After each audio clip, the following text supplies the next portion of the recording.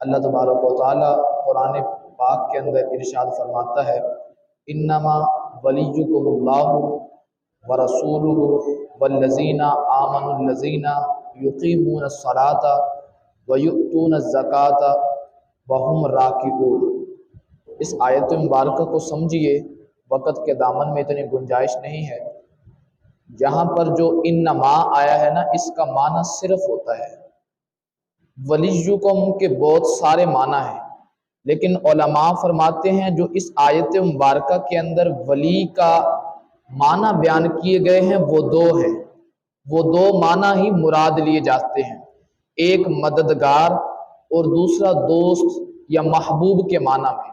اللہ تبارک و تعالیٰ فرماتا ہے صرف اللہ مددگار ہے اور اس کا رسول صلی اللہ تعالیٰ علیہ وسلم اور مسلمان، وہ مسلمان جو نماز ادا کرتے ہیں، زکوٰۃ دیتے ہیں اور اللہ کی راہ میں جھکتے ہیں۔ اب اس آیت مبارکہ میں تین چیزیں بیان کی گئی۔ ایک تو فرمایا اللہ مددگار ہے، ٹھیک ہو گیا۔ دوسرا فرمایا گیا کہ اس کا رسول بھی مددگار ہے۔ تیسرا فرمایا گیا کہ مسلمان بھی مددگار ہیں، اور وہ کوئی عام مسلمان بھی نہیں، کامل مسلمان جو نماز بھی ادا کرنے والے ہیں، زکوٰۃ بھی دینے والے ہیں، اور وہ جو رب کی بارگاہ میں جھکنے والے ہیں، یہ مسلمان مددگار ہیں۔ اب یہاں پر ایک معترض نے اعتراض کر دیا، وہ کہنے لگا دیکھیے صرف مدد اللہ تبارک و تعالیٰ سے ہی مانگنی چاہیے۔ اب یہ جو لوگ کہتے ہیں نا صرف مدد اللہ تبارک و تعالیٰ سے ہی مانگنی چاہیے، اس بات سے آیت مبارکہ کا انکار لازم آتا ہے۔ بات آپ کو سمجھ آ رہی ہے؟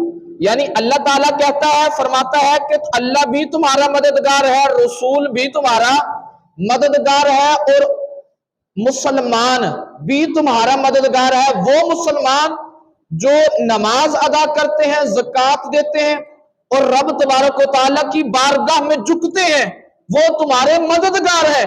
اللہ تعالیٰ اس آیت مبارکہ میں تین چیزیں بیان کر رہا ہے، اور وہ بندہ کہہ رہا ہے صرف اللہ ہی مددگار ہے۔ تو اس طرح اس کا مطلب ہوا اس آیت مبارکہ کا ایک جز بیان کیا لیکن دوسری آیت کو چھوڑ دیا۔ یہی تو آیت میں خیانت ہے، یہی تو قرآن کی تفسیر کرنے میں خیانت ہے۔ یعنی اگر آپ نے قرآن کی آیت کی تفسیر بیان کرنی ہے تو اسے کامل طور پر سمجھایا جائے گا۔ ایسا نہیں ہے کہ اس آیت مبارکہ کے ایک جز کو تو بیان کر دیا گیا کہ اللہ تمہارا مددگار ہے، اور جو دوسرے جز ہیں وہ کس نے بیان کرنا ہے، وہ چھوڑ دیا گیا۔ ہم اللہ تبارک و تعالیٰ کو بھی اپنا مددگار مانتے ہیں، اور اس کے رسول صلی اللہ تعالیٰ علیہ وسلم کو بھی اپنا مددگار مانتے ہیں، اور رب کی عطا سے، اس کی توفیق سے، اس کی دی ہوئی طاقت سے اللہ کے اولیاء کو بھی اپنا مددگار مانتے ہیں۔ یہ ہے ہمارا عقیدہ مدد کے حوالے سے، ٹھیک ہو گیا؟ یہ عقیدہ آپ کو سمجھ میں آیا؟ ذرا اس بات کو سمجھیے، خود سے نہیں، اللہ تعالیٰ کی دی ہوئی توفیق سے، اس کی دی ہوئی طاقت سے ہم اولیاء کرام کو بھی مددگار مانتے ہیں۔ شیخ ابو عمر اور شیخ عبدالحق حریمی علیہ رحمہ، یہ 555 ہجری کا واقعہ ہے، اور فرماتے ہیں کہ 3 صفر المظفر اتوار کا دن تھا، ہم حضور غوث اعظم سیدی شیخ عبد القادر جیلانی کی بارگاہ میں حاضر ہوئے۔ آپ وضو فرما رہے تھے، اور آپ نے جوتے مبارک وہ جو پہلے دور کے ہوتے تھے، لکڑی والے جوتے، وہ آپ نے پہنے ہوئے تھے، وضو فرما رہے تھے۔ فرمایا غوث پاک علیہ رحمہ نے وضو فرمانے کے بعد 2 نوافل ادا کیے۔ نفل پڑھنے کے بعد غوث پاک علیہ رحمہ نے بلند آواز سے نا کچھ پکارا اور اپنے جوتے مبارک اوپر اچھال دیے۔ یہ 555 ہجری کا واقعہ نقل فرماتے ہیں۔ فرماتے ہیں اب کس کو اتنی جرت کہ غوث پاک سے پوچھے حضرت یہ کیا ہو رہا ہے؟ فرماتے چپ کر گئے۔ 23 دن گزرنے کے بعد، کتنے دن جی؟ 23 دن گزرنے کے بعد ایک قافلہ آیا، اور انہوں نے ہمیں کہا کہ ہم نے غوث پاک سے ملنا ہے۔ تو ہم نے غوث پاک سے اجازت لی تو فرمانے لگے انہیں آنے دو۔ کہتے ہیں ہم نے دیکھا وہ غوث پاک کے پاس کچھ تحائف بھی لے کے آئے، اور ان کے پاس نا غوث پاک کے وہ جوتے بھی موجود تھے جو ہم نے غوث پاک کو وضو فرماتے وقت دیکھے تھے۔ وہ جوتے موجود تھے. کہتے ہیں انہوں نے جوتے پیش کیے، تحائف پیش کیے. ہم نے ان قافلے والوں میں سے ایک کو پکڑ کر پوچھا، میں نے کہا یہ جوتے تو غوث پاک کے ہیں، یہ آپ کے پاس کہاں سے آ گئے؟ وہ کہتے ہیں وہ واقعہ بیان کرنے لگے. کہتے ہیں ہم قافلے میں جا رہے تھے اپنا سامان لے کر، تو چور ہم پر ٹوٹ پڑے اور انہوں نے ہمارا سارا کا سارا سامان لوٹ لیا. ہم نے دل میں نیت کی، وہ بانٹ رہے تھے اپنا سامان، ہم نے دل میں نیت کی، اے اللہ ہم غوث پاک کی بارگاہ میں نذرانہ پیش کریں گے، ہماری مشکل کو آسان فرما دے، ہمارے مال کی تو حفاظت فرما. ہم غوث پاک کی بارگاہ میں کیا کریں گے جی؟ نذرانہ پیش کریں گے، ہماری مشکل کو آسان فرما. تو کہتے ہیں ہم نے نیت کی، دل میں یہ ارادہ کیا، پکارا اللہ اکبر. غوث پاک کی فرمائے وہ جوتے آئے، وہ چور ہمارے پاس آئے اور آ کر کہنے لگے جلدی جلدی یہ مال اپنا واپس لے لو. کہتے جب ہم ان کے پاس گئے تو جو ان کے چوروں کے 2 بڑے سردار تھے وہ مرے پڑے تھے. کہتے ہیں ان کے پاس ہی غوث پاک کے جوتے بھی موجود تھے. اللہ اکبر. ہم نے وہ جوتے اٹھائے اور قافلہ واپس لوٹ آیا. یہ غوث پاک علیہ رحمہ نے ان کی اس طرح مدد کی. آج معترض نے پھر اعتراض کر دیا. ساتھ ساتھ آپ کو باتیں سمجھاتا چلوں. معترض کہنے لگا چلو جی یہ بات آپ نے قرآن و حدیث سے ثابت کر دی کہ اولیاء کرام سے مدد مانگ لینی چاہیے، ٹھیک ہے، لیکن وہ تو حیاتی میں تھا، اب تو وہ انتقال فرما گئے ہیں، اب تو وفات پا گئے ہیں. میں نے کہا سنیے، پہلے تو قرآن پاک کی آیت مبارکہ سنیے. اللہ تبارک و تعالیٰ قرآن پاک میں فرماتا ہے وَلَا تَقُولُوا لِمَن يُقْتَلُ فِي سَبِيلِ اللَّهِ أَمْوَاتٌ بَلْ أَحْيَاءٌ وَلَٰكِن لَا تَشْعُرُونَ. فرمایا جو اللہ کی راہ میں شہید ہو جائیں انہیں مردہ نہ کہو، وہ زندہ ہیں پر تمہیں شعور کوئی نہیں، تم نہیں سمجھتے، تمہیں شعور نہیں ہے، وہ زندہ ہیں. اب جہاں پر اس آیت مبارکہ کے اندر شہداء کی بات ہو رہی ہے کہ وہ زندہ ہے، وہ حیات ہے، انہیں مردہ بولو تو صحیح، انہیں مردہ نہ کہو، وہ حیات ہے پر تمہیں شعور نہیں ہے.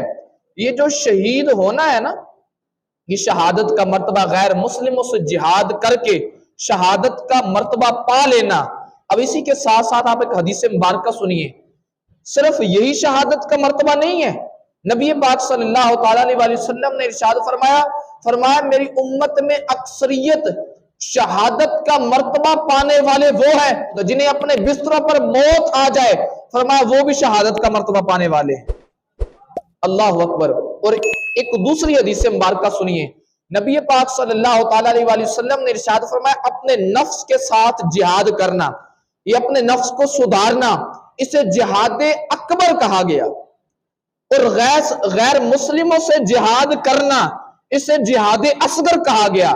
ذرا نقطہ دینے لگا ہوں، توجہ سے بیٹھنا. جہاد اصغر کرنے والے، غیر مسلموں سے جہاد کرنے والے، غیر مسلموں سے لڑنے والے، جہاد اصغر کرنے والوں کے بارے میں قرآن کہتا ہے انہیں مردہ نہ کہو، وہ زندہ ہیں. ارے جہاد اصغر کرنے والے زندہ ہیں، جہاد اکبر کرنے والے زندہ نہیں ہو سکتے؟ جنہوں نے ساری زندگی اپنے نفس کے ساتھ جہاد کیے، پھر جا کر قدمی حاضی علی رکبت کلی ولی اللہ فرمایا. تو جہاد اصغر کرنے والے حیات ہیں، جہاد اکبر کرنے والے حیات نہیں ہو سکتے. ان سے بھی مدد مانگنا. نبی پاک صلی اللہ تعالیٰ علیہ وسلم کے صحابی ہیں حضرت عتبہ بن عزفان رضی اللہ تعالیٰ عنہ. آپ فرماتے ہیں لوگوں اگر تم ایسی جگہ پر موجود ہو، یہ دلیل پیش کر رہا ہوں، اگر تم ایسی جگہ پر موجود ہو جہاں پر تمہیں کوئی چرند پرند بھی نظر نہ آئے، جہاں پر تمہیں کوئی بندہ نظر بھی نہ آئے، لیکن وہاں پر تمہاری چیز کوئی گم ہو گئی ہے، اب تمہیں وہ مل نہیں رہی، تو فرمایا یوں پکارا کرو اغیثونی یا عباد اللہ، اللہ کے بندوں کو پکارا کرو، وہ تم. یہ حضور کے صحابی ہیں اور انہوں نے تعلیم لی ہے نبی پاک صلی اللہ تعالیٰ علیہ وسلم سے. یہ فرماتے ہیں کہ جب تم ایسی جگہ پر موجود ہو جہاں پر تمہاری چیز گم ہو جائے تو اللہ کے بندوں کو پکارا کرو. یہ کون فرماتے ہیں؟ صحابی رسول. یہ صحابی رسول ہمیں عقیدہ سمجھا رہے ہیں. اللہ کے بندوں، نبی پاک صلی اللہ تعالیٰ علیہ وسلم کے تعلیم یافتہ صحابہ کا یہ عقیدہ تھا کہ اگر کبھی مشکل پیش آ جائے، کبھی کوئی حاجت پڑ جائے تو اللہ کے پیاروں کو بلایا کرو۔ تو یہی تو ہمارا عقیدہ ہے، جب مشکل پیش آ جائے تو غوث اعظم کو بلانا ہے کہ نہیں بلانا؟ یہی تو ہمارا عقیدہ ہے کہ جب مشکل پیش آ جائے تو اللہ کے ولیوں سے مدد طلب کرنی ہے یا نہیں کرنی۔ یہ صحابہ کا بھی عقیدہ یہی تھا اور ہمارا بھی عقیدہ، بولیے تو صحیح، ہمارا بھی عقیدہ یہی ہے۔ ہمارا عقیدہ الحمدللہ وہی ہے جو نبی پاک صلی اللہ تعالی علیہ وسلم کے تعلیم یافتہ صحابہ کا عقیدہ تھا۔ اللہ اکبر۔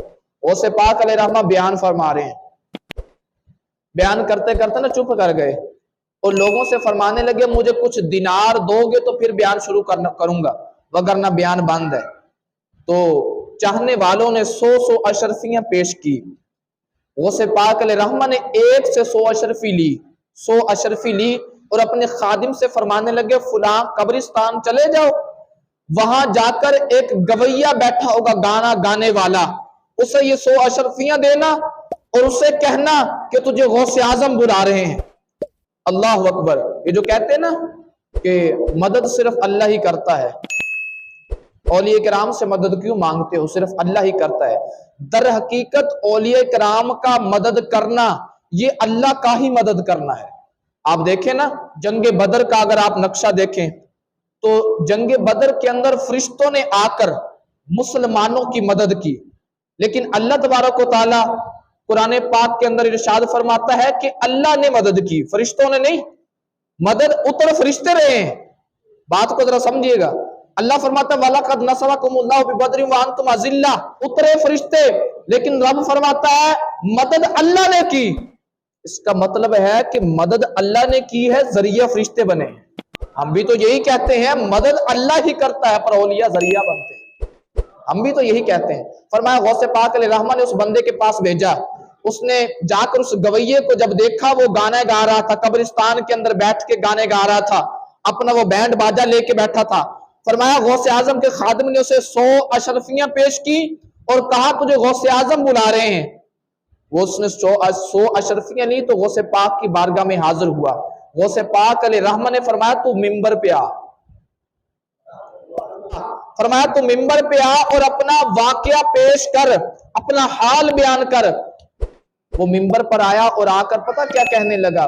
کہنے لگا کہ میں اپنی جوانی کے اندر نا بڑا سونا تھا اور آواز بھی میری بڑی سونی تھی، میں گانے گایا کرتا تھا اور دور دراز سے لوگ چل کر آیا کرتے تھے میرے پاس، اور میری ایک بڑی پرسنالٹی تھی، لوگ مجھے سنا کرتے تھے، ایک دور ہوتا تھا، ایک وقت تھا مجھ پہ، لوگ دور دراز سے آ کر سنا کرتے تھے۔ لیکن آج وقت ہے کہ بوڑھا ہو گیا ہوں، آواز بھی وہ نہیں رہی، وہ طاقت بھی میرے پاس نہیں ہے، اب کوئی سننے نہیں آتا، اب ایک وقت گزر گیا ہے، اب کوئی میرے پاس نہیں آتا، کوئی میرے حال دل سننے آئے۔ لیکن جب زندہ سننے نہ آئے تو میں قبرستان میں آ گیا، جب زندہ سننے نہ آئے تو میں قبرستان میں آ گیا، آ کر ان مردوں کو سنانے لگا، کیا پتہ یہی مردے میری بات کو سن لیں، میرے حال دل کو سن لیں۔ تو کہتے ہیں میں نے وہاں پر اللہ تعالیٰ سے دعا کی، اے اللہ مجھے کچھ عطا فرما، آج میں پریشان ہوں، مجھے حاجت ہے، مجھے کچھ عطا فرما۔ پتہ چلا جب بندہ مشکلات میں گر جائے نا تو اپنا رجوع اپنے رب کی طرف جوڑ لینا چاہیے، اپنے رب کی طرف جوڑ لینا چاہیے۔ کہتا جب میں نے یہ عرضی پیش کی، ادھر عرضی پیش کی تھی، غوث پاک کا خادم بھی آ گیا۔ یہ اس بات کا جواب ہے جو کہتے ہیں مدد صرف اللہ سے ہی مانگے۔ کہتے ہیں غوث پاک کا خادم بھی آ گیا، مانگا کس سے تھا؟ بولنے تو صحیح، مانگا کس سے تھا؟ اللہ سے۔ مدد کیسے ہوئی؟ غوث پاک کے خادم نے آ کے مدد کی۔ بھلے او اللہ کے بندے، ہم بھی تو یہی کہتے ہیں دیتا رب ہی ہے پر اپنے پیاروں کے صدقے اور آسان کر دوں۔ یہ جو روح قبض کرتا ہے کون کرتا ہے؟ اللہ تعالی خود کرتا ہے۔ کس کے ذریعے؟ یہ جو روزی آپ کو ملتی ہے کون دیتا ہے؟ کون جی؟ سارے نہیں بول رہے، کون دیتا ہے؟ کس کے ذریعے؟ خود دیتا ہے آ کے۔ فرشتوں کی ڈیوٹیاں لگی ہیں۔ یہ جو اندھیری چلتی ہے، ہوائیں چلتی ہیں، یہ کون چلاتا ہے؟ آسان کر رہا ہوں آپ کے لیے، عقیدہ بتانا سمجھانا چاہ رہا ہوں۔ کون چلاتا ہے جی؟ اللہ تعالیٰ، ڈیوٹیاں فرشتوں کی لگی ہوئی ہیں، ٹھیک ہو گیا۔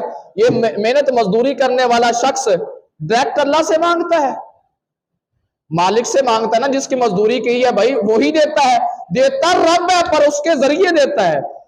یہی آخر میں یہی عقیدہ بتا دیا میں نے کہ دیتا رب ہے، ہمارا عقیدہ دیتا رب ہے، اور اللہ کے جو پیارے ہیں وہ ذریعہ بنتے ہیں، دینے کا ذریعہ بنتے ہیں۔ حقیقت میں یہ رب تبارک و تعالیٰ کا ہی مدد کرنا ہے، یہ اللہ ہی مدد کرتا ہے پر اپنے پیاروں کو ذریعہ بناتا ہے۔ اللہ کے پیارے اللہ کی دی ہوئی توفیق سے، اللہ کی دی ہوئی طاقت سے وہ ہمیں عطا فرماتے ہیں۔